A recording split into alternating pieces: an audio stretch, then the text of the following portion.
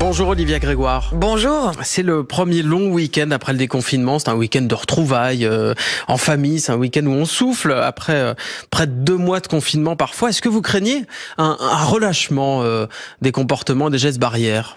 Je crois pas. Moi, j'ai envie de dire que il faut se fonder sur ce qu'on a vu, sur le comportement hyper responsable des Français. Souvenez-vous, c'est pas si longtemps, à Noël, il y avait pas mal d'appréhension lors des déplacements, des retrouvailles en famille, et les Français avaient été très responsables. Ils avaient augmenté les tests et pour la plupart avaient pris des mesures extrêmement sérieuses, préservation des gestes barrières, attention maximum à l'endroit de nos plus aînés. Moi, j'ai confiance en eux, confiance dans leurs responsabilités. Ils ont bien compris qu'on était tous dans le même bateau. Soit on était sérieux tous ensemble, soit cet enfer continuerait. Par conséquent, j'ai confiance en eux. Ce qui compte, je dirais, et moi, ce qui m'importe, c'est plutôt après. C'est lorsqu'à compter du 30 juin, début juillet, ça va commencer à vraiment se réouvrir. Et c'est quand on n'a plus besoin de faire attention, je dirais qu'il va falloir faire encore plus attention. Mais pour ce week-end, je suis plutôt confiante et heureuse qu'ils puissent se retrouver et profiter un peu. Mais là, dès maintenant, il y a un peu plus de 19 millions de personnes qui ont reçu leur première dose. Vous leur demandez d'être prudents ? Je crois qu'il faut continuer à être prudent déjà tant qu'on n'est que primo-vacciné, qu'on n'a pas sa seconde dose de vaccination, ce qui est le cas de nombre de Français. Vous avez totalement raison, on était hier soir à 18,9 millions de Français vaccinés et l'objectif fixé par le Premier ministre de 20 millions sera atteint le 17 mai. Je veux dire que hier, c'est plus d'un tiers des 2200 centres de vaccination qui étaient ouverts. Tous les centres de vaccination sont ouverts pendant ce week-end, nocturne compris, et nous en profitons aussi pour mobiliser.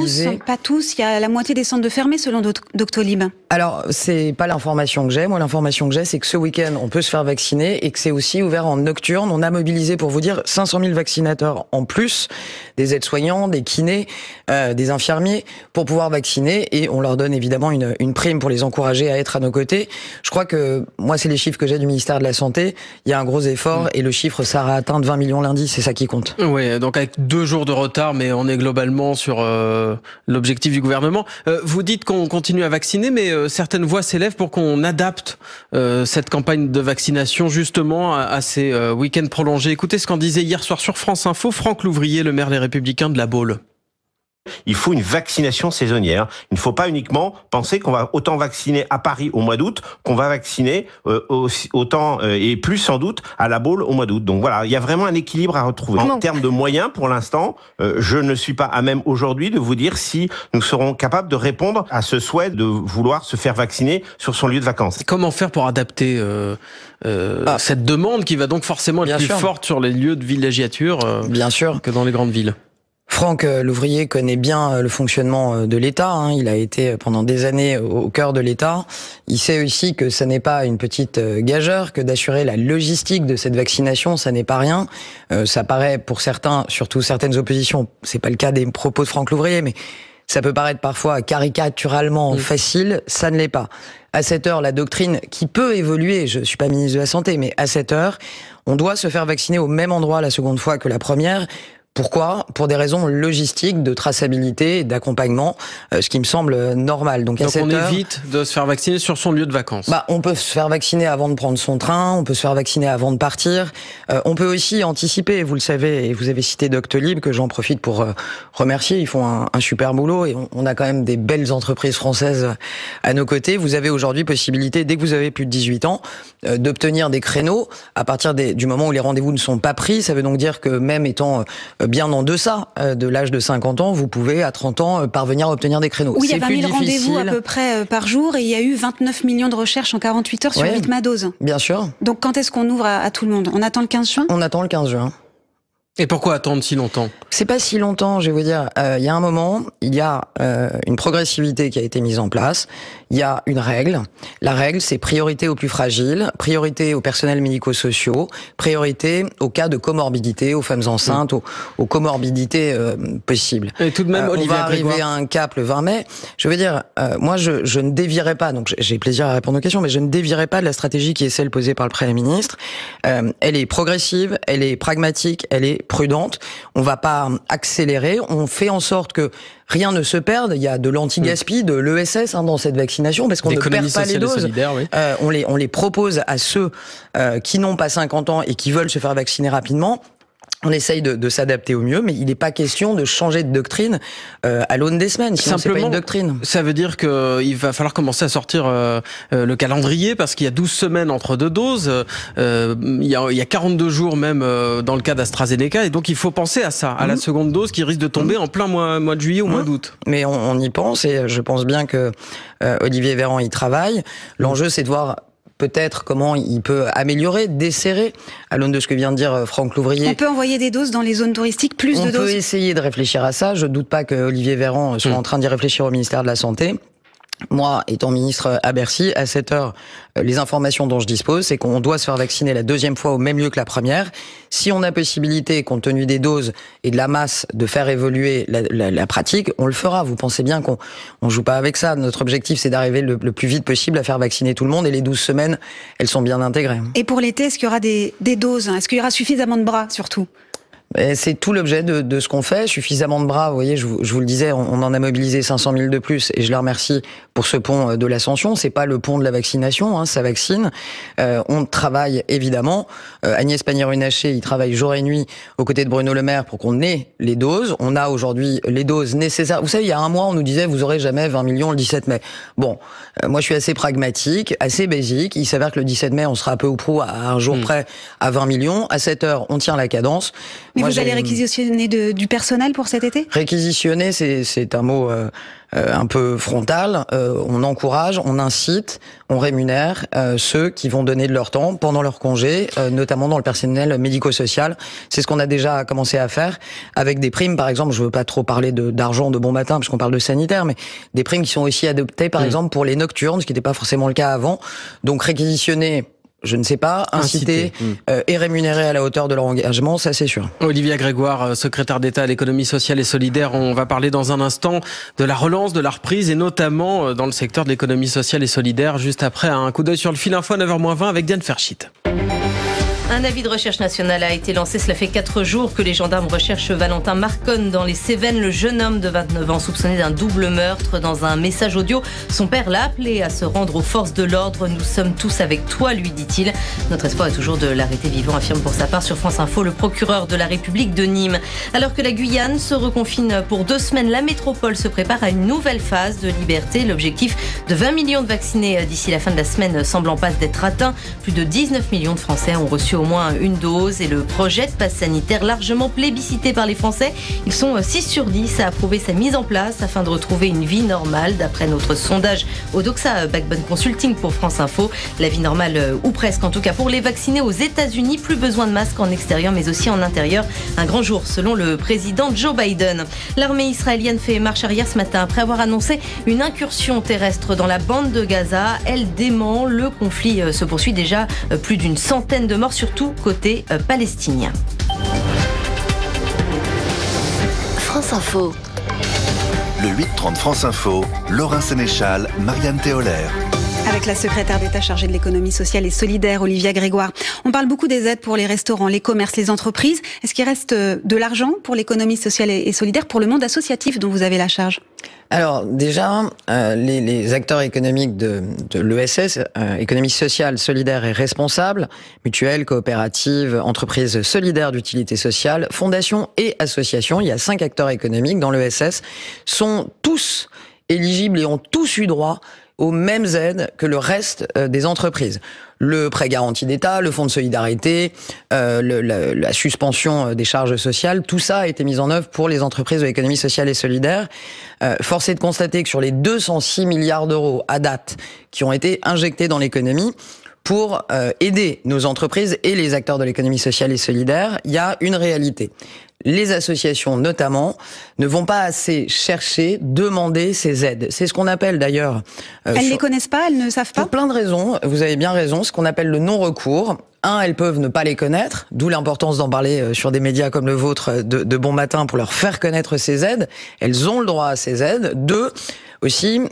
Et souvent, comme dans les ménages les plus précaires, on remarque que beaucoup d'associations se disent « je vais pas demander parce que je vais pas être éligible et j'aurai pas droit. Donc il y a une forme d'autocensure et moi je veux dire avec force ce matin qu'elles ont le droit à toutes les aides, elles ont droit en plus à une aide spécifique que j'ai mise en place pour elles, le dispositif Urgence ESS. C'est 30 millions d'euros en plus, c'est de l'urgence pure, on parle pas de relance ici. Mais c'est pour qui alors qui est éligible? C'est pour tous les acteurs de l'économie sociale et solidaire qui ont moins de 10 salariés, associations comprises. Elles peuvent obtenir en 15 jours 5 à 8 000 euros d'aide directe. On n'est pas ici sur un prêt à taux zéro, c'est une subvention directe pour leur permettre d'aider, d'accompagner un peu leur trésorerie qui est très faible. C'est un des marqueurs de l'économie sociale et solidaire.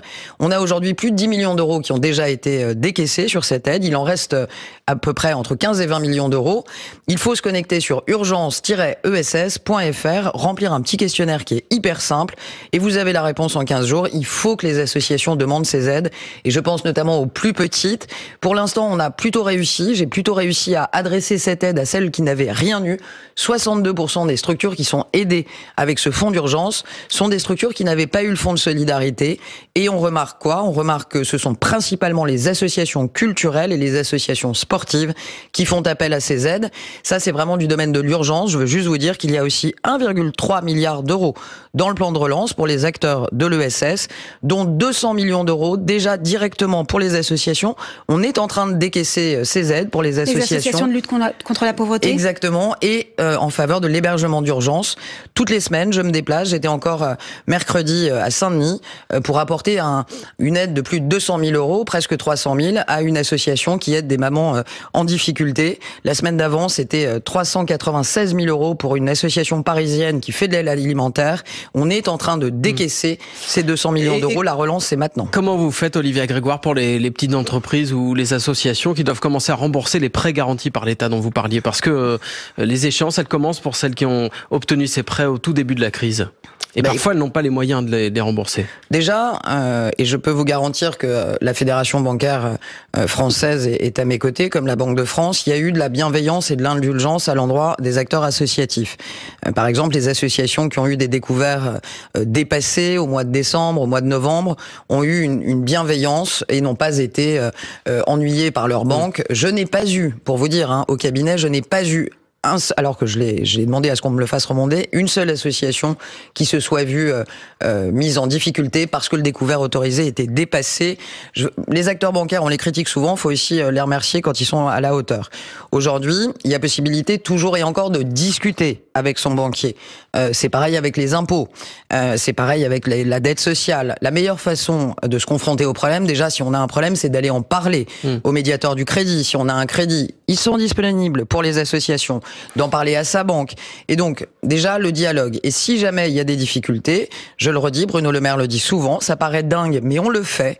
On traite au cas par cas à Bercy avec la Direction Générale des Entreprises, les acteurs économiques qui ont des difficultés encore. Donc, pour les associations qui auraient du mal, tout est possible. On peut étaler le remboursement. Vous voyez, on a annoncé avant-hier que la dette sociale, 12 milliards d'euros, la dette sociale serait étalée sur 3 ans. On aura 3 ans au moins pour rembourser les dettes sociales qui auront été pas remboursées à date. Donc, on est indulgent, on laisse le temps, de la progressivité aussi là-dedans.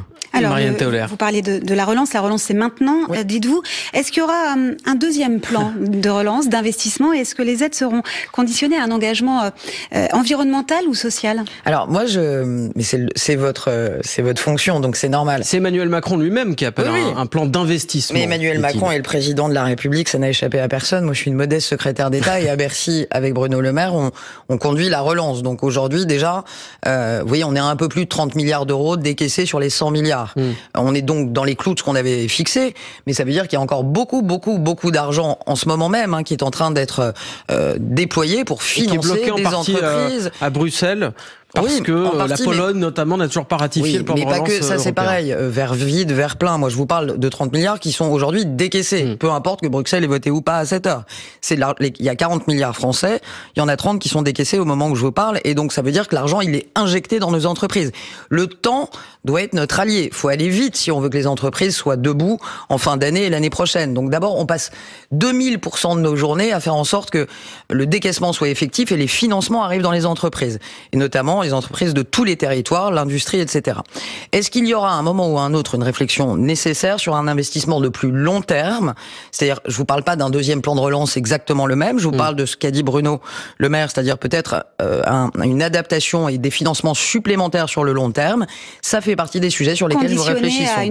À un engagement environnemental ou social. Ça, c'est un vrai débat, un grand débat qui s'appelle la conditionnalité des aides publiques. C'est un débat que nous avons eu. J'ai siégé 3 ans et demi en tant que vice-présidente à la Commission des finances au Parlement. C'est un débat que nous avons eu pendant l'urgence et l'an passé, notamment lors des projets de loi de finances. Ça n'a pas été accepté. Pourquoi? Non pas parce que nous avons un a priori ou que le gouvernement est contre, et pas du tout. Il y a du sens dans cette approche. En revanche, en crise, en période de crise, ce qui était le cas l'an passé, ce qui est encore pour partie le cas quand même, au plan économique, le signal majeur pour les entreprises, mais aussi pour les marchés, c'est la confiance. La confiance, ça veut dire que si nous avions conditionné les PGE ou le fonds de solidarité pour des petites entreprises à des engagements environnementaux qui auraient possiblement été définis après, elles ne seraient tout simplement pas allées chercher les aides. Et c'est là qu'est le drame. Donc, à chaud, on n'a pas voulu. Est-ce qu'à froid, ou est-ce que de façon plus tiède, dans les mois ou années qui viennent, ce sujet se posera? Je n'ai aucun doute, et nous n'avons aucune frayeur à l'adresser. J'y travaille personnellement, sous les radars, comme on dit, mais c'est un vrai sujet. Est-ce qu'à chaud, il fallait le faire? Je ne crois pas. À froid, à réfléchir. La reprise, en tout cas, elle arrive. 5% de croissance, c'est ce qu'attend le gouvernement pour cette année. 5,7, ça a même été revu à la hausse par Bruxelles, mais pour l'instant, le gouvernement reste sur 5%. En tout cas, ce qui risque d'arriver avec la reprise, c'est quelque chose qu'on n'a pas vu depuis des années, c'est l'inflation. 4,2% d'augmentation des prix prévus aux États-Unis, du jamais vu depuis 2008. Est-ce qu'en France aussi, il faut craindre une augmentation des prix? On surveille de très près. À cette heure, on n'est pas du tout sur les mêmes chiffres qu'aux États-Unis. Plutôt sur 1% en France, 1,2. Oui, 1,2 exactement. Et sur certains biens et produits spécifiquement, l'essence, le tabac. Bon, ce qui est très important, c'est que ça ne devienne pas structurel et que ça ne contamine pas cette inflation l'ensemble des biens, notamment de première nécessité. Nous sommes extrêmement attentifs à Bercy. À cette heure, on n'est pas inquiet, mais ça fait partie des fondamentaux qu'on observe de très près. Il ne faudrait pas que la relance s'accompagne d'une hausse des prix. Il faut aussi là considérer que les ménages les plus fragiles sont en difficulté. Beaucoup aussi d'entre eux ont vu leurs emplois vaciller. Pour partie, certains les ont perdus. Et donc l'inflation est un mal que nous surveillons de très près à Bercy. On n'est pas inquiet à cette heure, on est vigilant. Olivia Grégoire, secrétaire d'État à l'économie sociale et solidaire, vous restez avec nous. On jette juste un coup d'œil sur le fil info à 9h-10 avec Diane Ferchit. Un relâchement dans les mesures sanitaires ainsi qu'un variant brésilien plus agressif, c'est ce qui explique, selon le préfet de Guyane, la situation dans le territoire français. Il est reconfiné pour 2 semaines. Les écoles vont rester ouvertes. Nous sommes tous avec toi, il n'y aura pas feu si tu te rends maintenant. Les mots du père de Valentin Marconne, le fugitif des Cévennes. Un message audio diffusé par haut-parleur dans la zone où le jeune homme est censé se trouver. Mais il a pu échapper au maillage serré des gendarmes, précise le procureur de la République de Nîmes. 4 jours que Valentin Marconne est en fuite depuis le double meurtre de son patron et d'un collègue mardi. La manifestation pro-palestinienne prévue à Paris samedi est interdite. L'expression de la solidarité avec le peuple palestinien est systématiquement réprimée, dénonce sur France Info l'association France-Palestine Solidarité. Au Proche-Orient, les combats se poursuivent. Ils ont déjà fait plus de 100 morts, dont une trentaine d'enfants, des victimes principalement palestiniennes. 103 millions de dollars, le prix de Femme assise près d'une fenêtre, un Picasso vendu aux enchères à New York hier. Après 19 minutes de bataille entre collectionneurs, 103 millions de dollars, c'est le double du montant de l'estimation initiale de l'œuvre. France Info. Le 8-30 France Info, Laurin Sénéchal, Marianne Théolaire. Toujours avec Olivia Grégoire, la secrétaire d'État à l'économie sociale et solidaire. Il n'y aura pas de liste En Marche au régional de Provence-Alpes-Côte d'Azur, puisque votre collègue du gouvernement, Sophie Cluzel, a renoncé et apporte son soutien à la liste Les Républicains du président sortant Renaud Muselier, mais qui comprend aussi des membres de la République En Marche. Il y a eu des semaines d'altermoiements. Sur France Info, Sophie Cluzel, la semaine dernière, disait qu'elle conduirait une liste jusqu'au bout. Tout ça pour ça, finalement? Est-ce que vous n'avez pas peur que les électeurs soient un peu déboussolés? C'est un feuilleton, oui. Ça nous a tenus en haleine. C'était un très bon film, c'est devenu un feuilleton. Bon, Position de Sophie Cluzel. Moi, je suis pas très fan des EDL langue de bois, donc je vais vous dire le fond de ma pensée. Les éléments de langage. Ouais, c'est pas mon truc. J'ai mon propre langage et j'assume mes positions. Position difficile pour Sophie Cluzel, délicate en tout cas. Vous l'avez eu au téléphone depuis ou... Elle sait le soutien que je lui apporte pour ce qu'elle fait déjà depuis 4 ans au gouvernement sur un sujet qui me tient à cœur, et c'est une femme engagée. Et je sais, et j'imagine que ça a dû être inconfortable.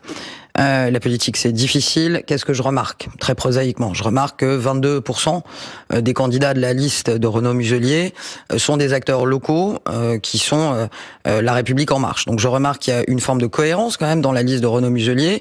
Il avait dit pas de cacique, pas de parlementaire, pas de ministre. C'était valable pour les Républicains, pour La République En Marche. Pourquoi? Pas pour embêter le monde, parce qu'il voulait une liste purement régionale avec des compétences, c'est le mot qu'il avait à la bouche sans arrêt, régionale. En ça, la liste est cohérente. Et je trouve donc qu'à la fin du feuilleton ou du match, qui n'est pas encore terminé, je vous l'accorde, en tout cas la saison 1 démontre que nous avons une liste où il y a des acteurs locaux engagés de La République En Marche aux côtés d'acteurs locaux engagés de les Républicains. Elle doit intégrer la liste, Sophie Cluzel ?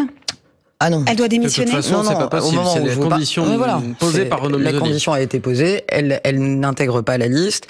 Elle n'a pas vocation à démissionner. Et je trouverais dommage d'ailleurs qu'elle le fasse. Encore une fois, compte tenu de son engagement majeur. Moi, ce que j'ai envie de dire ce matin, c'est une chose. C'est que j'ai écouté Éric Woerth, notamment sur les médias il y a quelques jours. J'ai beaucoup écouté aussi des gens assez calmes, assez posés de la droite républicaine et humaniste. Et je dois dire que je suis intimement convaincu, et je les connais un peu, intimement convaincu que peu importe ce feuilleton de PACA, la clarification politique chez les Républicains, c'était pas une option. Ça s'est passé sur les régionales en Provence-Alpes-Côte d'Azur. Je pense que ça se serait passé tout de même, quoi qu'il arrive, même sans l'épisode PACA. Pourquoi? Parce que quand vous écoutez, comme je l'ai fait pendant 3 ans et demi, les Républicains, par exemple au Parlement, et c'est une famille que je respecte au même titre que le Parti Socialiste, sont de grands partis d'opposition modérés. Vous-même, vous avez travaillé avec Xavier Bertrand, avec Jean-Pierre Raffarin il y a quelques années. Pour une personnalité politique d'ailleurs qui a quitté les Républicains. Et moi, je remarque que beaucoup des modérés, des humanistes plutôt, ont quitté les Républicains. Ça fait quand même quelques années que les Républicains ont un bateau qui tangue. Et encore une fois, je ne m'en réjouis pas, c'est pas une très bonne nouvelle pour l'équilibre démocratique. Qu'est-ce que je remarque? Je remarque que aujourd'hui, qu'est-ce qui rassemble un Éric Ciotti et un Renaud Muselier? Qu'est-ce qui rassemble économiquement, pour sortir un peu de la polémique, un discours économique comme celui de Guillaume Pelletier, qui veut augmenter la TVA, qui veut remettre la TVA sociale au milieu du jeu, etc. Il veut augmenter les salaires aussi. Oui, mais avec des voies et moyens qui sont assez étonnants et qui ne correspondent absolument pas à la matrice des Républicains. Qu'est-ce qu'il y a de commun aujourd'hui entre un Guillaume Pelletier et un Éric Woerth, entre une Michel Tabarot et un Laurent Wauquiez? Je crois qu'il n'y a plus rien en commun. Et je crois que cette clarification politique, elle aurait eu lieu quoi qu'il advienne, et peu importe l'épisode de PACA. Moi, j'ai un objectif dans mon engagement politique. Qui s'énonce très clairement. Battre le Rassemblement national, ou à défaut, le faire battre. Oui, mais justement, cette alliance LR-LAREM, elle ne change rien dans les intentions de vote. On l'a vu dans notre sondage cette semaine. Ouais. Dans tous les cas de figure, le RN est en tête au premier tour. 15 points d'avance pour Thierry Mariani. Les sondages, je les lis. Les sondages, je les commande pas. Ils sont même plus forts au premier tour avec cette alliance. Les sondages, je les commente pas. D'abord, vous avez de multiples sources sondagières sur ce sujet, variables. Beaucoup de respect pour eux, mais c'est pas avec ça que je conduis ma pensée politique. Je sais que le suspense est incommensurable. Je pense qu'on est assez grand et assez raisonnable dans notre pays pour attendre de voir ce que donneront les résultats le 20 et le 27 juin. Je disais la même chose il y a quelques jours sur la liste de Sophie Cluzel. Possible ou pas. Le résultat le 17 mai, vous voyez, on a même élevé le résultat avant. Donc, laissons un mois et on verra ce que ça donne. Vous parlez de clarification politique au sujet des Républicains, mais chez vous également, quelle ligne faut adopter, par exemple, face au Rassemblement national? Celle de Éric Dupond-Moretti qui traite Marine Le Pen de raciste, ou celle de son collègue de l'Intérieur, Gérald Darmanin, qui lui dit que Marine Le Pen est trop molle sur l'insécurité ou l'immigration? Je vois bien les références que vous faites et mis bout à bout, on peut considérer qu'il y a des divergences. Moi, je peux vous dire qu'il n'y a pas à l'ombre du début d'un papier de feuille à cigarette entre Éric Dupond-Moretti et Gérald Darmanin quant à l'opinion qu'ils ont et que je partage de Marine Le Pen. Nous, on est extrêmement clair. Qu'il y ait des divergences dans un parti politique, dans un mouvement politique, c'est pas grave, c'est même plutôt signe de vitalité.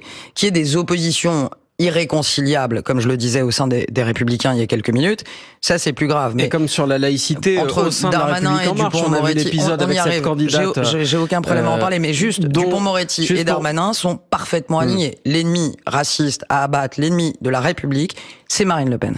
Je parlais de cette affaire entre guillemets, en tout cas de cette candidate La République en marche dans l'Hérault qui porte un voile sur les affiches de campagne. Elle n'est plus candidate La République en marche.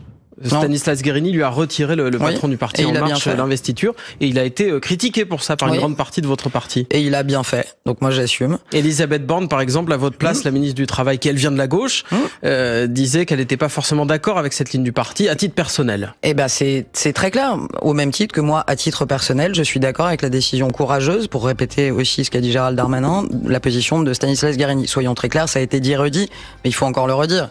En droit, cette jeune femme a parfaitement le droit, au nom du droit électoral, de porter le voile. Est-ce que nous, en termes de mouvement politique, nous sommes favorables à ce que ce signe ostentatoire d'appartenance religieuse soit sur les affiches électorales de La République en marche? La réponse est non. Ma position serait absolument la même si ça avait été une kippa ou si ça avait été une croix trop ostentatoire. Je crois que dans un moment où il y a beaucoup de choses qui nous séparent et quand on brigue une investiture et un mandat de représentation, il faut embarquer le plus de monde possible et ne pas mettre en avant des choses qui peuvent séparer. Sur l'affiche, mais elle peut faire campagne avec le voile. Ça n'est pas au programme. Ailleurs, dans un autre parti, en tout cas. À cette heure, avec tout le respect que j'ai pour elle, et c'est pas ad hominem, mais ça n'est pas dans nos valeurs de La République en marche. Et je pense que Stanislas, s'il a été peut-être maladroit sur le retweet, etc., mais dépassons un peu les Twitter et compagnie, sur le fond, a fondamentalement raison. Merci beaucoup, Olivia Grégoire, secrétaire d'État à l'économie sociale et solidaire. Bonne journée. Merci.